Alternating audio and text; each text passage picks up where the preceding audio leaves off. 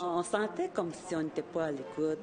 Pour de nombreuses femmes autochtones, des histoires de stérilisation forcée existent depuis des années. En juillet dernier, Nicole Awashish et sa sœur Marc-Colette ont partagé leur histoire de stérilisation forcée pendant une entrevue pour une autre histoire.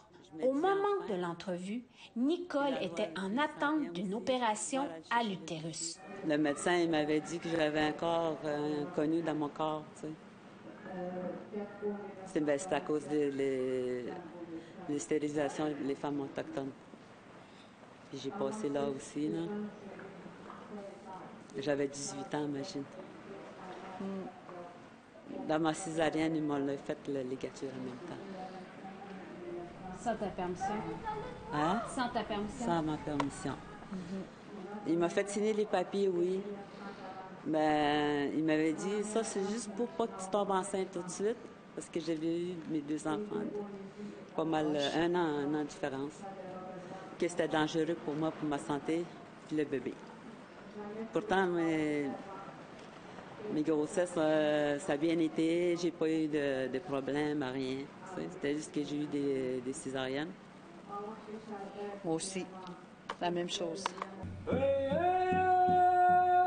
Suite à un nouveau reportage de l'émission Enquête de Radio-Canada, il apparaît qu'elles ne sont pas les seules. Des appels à l'action proviennent maintenant de la sphère politique. On a vu que certaines histoires datent de 2018. Alors, la stérilisation, ça continue apparemment et apparemment des cas plus récents que ça. Alors, j'ai vraiment dit que c'est inacceptable. Moi, j'étais enragé. Puis j'ai dit, le gouvernement doit commencer d'agir parce qu'on sait, particulièrement des femmes autochtones, ils sont déjà peur d'aller à un hôpital. Alors, d'ajouter un autre niveau de peur et des craintes, c'est pas bon. Puis, il faut agir rapidement. Dans une déclaration écrite, le ministre aux Affaires autochtones du Québec atteste que les témoignages du reportage donnent froid dans le dos. Nous avons agi et il faut continuer dans la sécurisation culturelle. Nous sommes rassurés d'entendre que le président du Collège des médecins rappellera ses membres à l'ordre.